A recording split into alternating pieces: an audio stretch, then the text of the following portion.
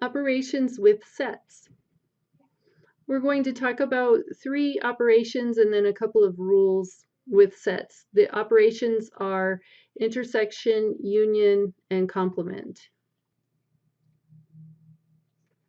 Intersection. So for 2 sets, A and B, the intersection is the members in set A that are also in set B, and we write that in this notation, A intersect, it's sort of like a hump, kind of like an N but no tail on it, and then B. If I want to show that on a Venn diagram, I can label one circle A, one circle B, and then I'm talking about the part that is in common between those 2 sets. So it's that overlap part. So if I have an element in this overlap area, it belongs to set B and it belongs to set A. And you can think about an intersection in sets the same way you think about an intersection on streets. And the intersection of 2 streets is this area where street A and street B share a piece of land. So this area in between where it's part of street A and it's part of street B. And so that area is the intersection of A and B, just like if we're looking at a Venn diagram, the part that's shared between the 2 sets is the intersection. Using the Venn diagram, find the intersection of the students who take computers and who take biology.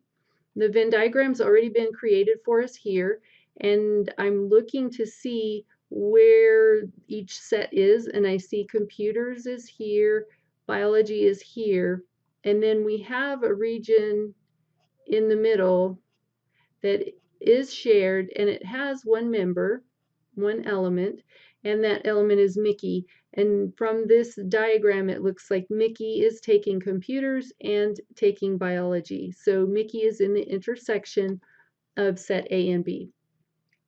We will have a keyword intersection usually, but then also there's another keyword and, which is used in math to represent an intersection of 2 sets. So to write this, we would put computers intersect biology equals, and then in set notation, write all the elements who belong to both sets, computers and biology, and we just have Mickey. So we only have one element for this set. Find the intersection of the sets A equals numbers, all the letters in numbers, and B equals rule, all the letters in rule. Draw a Venn diagram to represent the 2 sets. So for a Venn diagram, I know I'm going to need a giant rectangle for my universe. And then I'm wondering if my 2 sets have an overlap or a shared part. So I'm just going to look, there's not an N in both, but I do see a U in both sets. So I know I have at least one element that's shared between those 2 sets. So when I go ahead and draw the circles, I know they do need to overlap. And I can label one of them A, the other B, and then I know the U goes in the intersection or the part in common, and then I'm checking the M, no, the B, no, E, I see an E in both sets.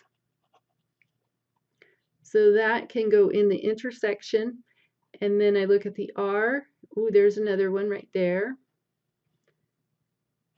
that's in both sets, so we'll put the R in the intersection as well. And then I have an S, and it's not in the second set B. And I can also look at the L that's in B to double check back in set A, and I don't see an L anywhere. So it looks like I got all of the intersection on my Venn diagram right here in the middle. And then I can start putting in the letters that do not belong to the intersection but belong to set A, which are N, M, B, and S. I can put them anywhere in A that's not the intersection part. So N, M, B, S. And they can be in any order you want. Part In set B, I have an L that does not belong to the intersection, so I will just list L in set B, but not in the intersection with A. So there is the Venn diagram for my two sets. And I also need to answer my question. I was supposed to find the intersection of the two sets, so I'll write it as A intersect B equals a squiggly, and then I will write each of the letters that's in the intersection with a comma in between. So R, comma, U, comma, E, ending squiggly to end my set notation.